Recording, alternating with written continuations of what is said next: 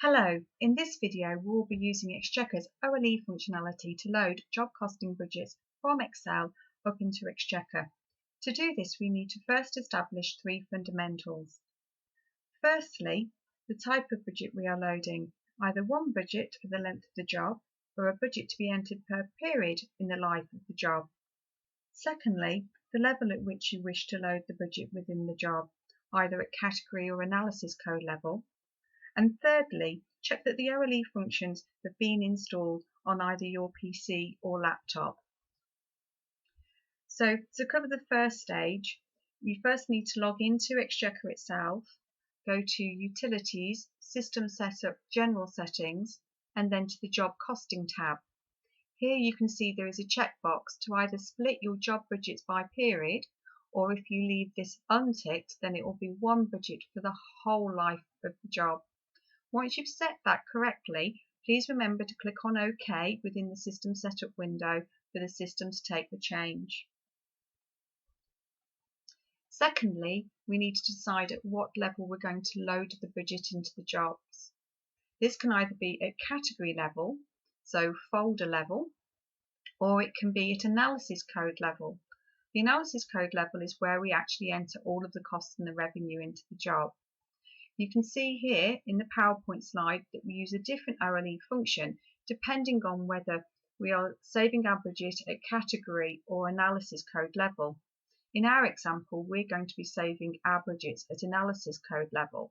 It's also worth being aware that should you wish to, there is a third further level at which you can save the budgets, which is by stock code level within a job, but that isn't covered within this tutorial. Thirdly, you need to make sure that the OLE functions have been installed on your PC. If you need to install the functions on your PC or laptop for the first time, please follow the directions to my blog where there will be instructions on how to add and install those functions onto your machine. Once we have all of these three things checked, we can then start to create our OLE spreadsheet. So here we go.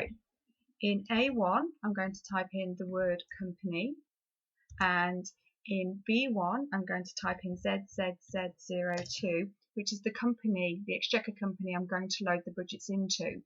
You can get your company code via your multi-company manager when you log into Exchequer. Secondly, I'm going to enter into A2 the word year, and in B2, I'm going to enter the year for the budgets that I'll be loading against my job. So 2020. In A3, I'm going to enter the currency that I'm going to load my budgets in.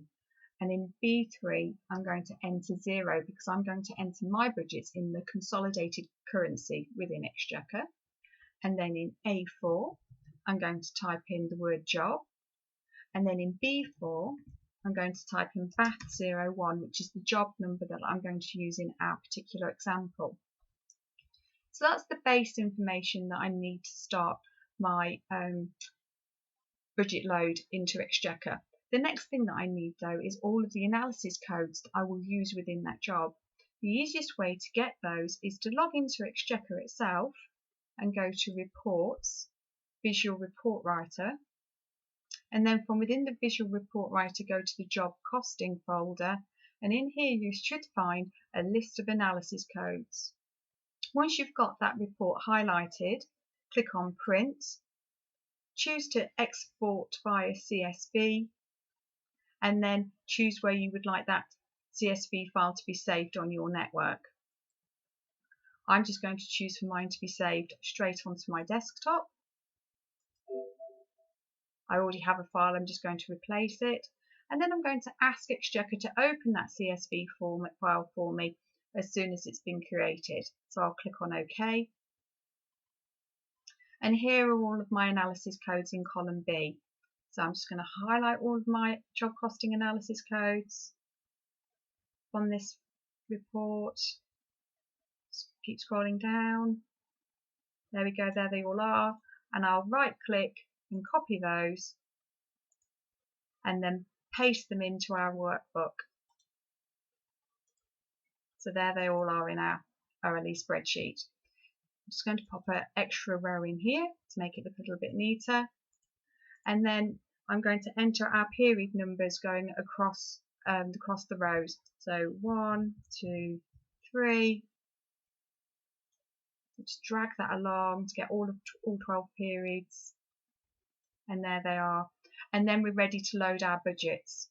So against each analysis code and within each month, we need to enter our budget. So I'm just going to enter some example budgets into the system.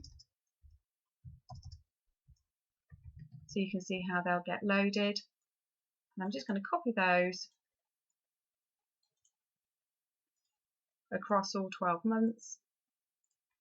And then I'm going to take the same budget and apply it to all of the analysis codes. Obviously, for a real project, you'd have different budgets against different analysis codes, but this is just an example. I'm then going to take our period numbers 1 to 12 and copy those and paste them alongside. And this is where we need to install our first function. So in N7 on my example is where I'll put my first function to save the budget back, and this cell will actually upload my budget for the job BATH01 for the analysis code A1 for period 1.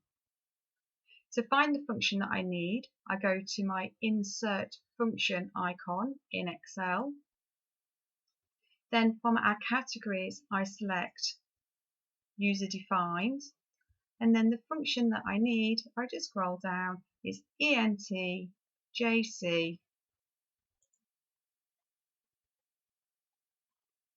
Here we go, just a little bit further. ENTJC ANAL Save Budget. So I'm going to click on OK, and it's going to ask me a series of questions. The first thing it asks me is which company we're updating for. So that's our company ZZZZ02. Once I've clicked into B1, and then I press F4 on the keyboard to put a dollar in front of the B and put a dollar in front of the 1, fixing the reference. Then for the year, I click into B2, and again I'm going to fix the reference. And you can see that the results are slowly being stacked on the right hand side, so I can check them. Then for the period, I'm going to click into B6, and this time I want to fix the 6 but to leave the B free. So I keep pressing F4 until the dollar is in front of the 6 but not in front of the B. Then it asks me for the currency, so I click into the currency field and then go to B3. And again I'm going to press F4 to put the dollars in front of my B and dollars in front of my 3. Then it's going to ask me for the job code, which is held in B4, and the same F4 to fix the location. Then it asks me for the analysis code, so that's in A7 on my example, and this time I need the A to be fixed but the 7 to be free, so I put the dollar in front of the A. Then I scroll down and it asks me what type of budget I'm loading. I can either load a posted budget or a committed budget. A posted budget will be for any purchase invoices or sales invoices or credit notes that have been posted through to the day from the day book. The committed budget would be for any purchase orders that are on the system that haven't yet been invoiced. So I would like this budget to be for actual costs. So I'm going to put in P for posted and then tab down, and it will ask me where my new budget is held.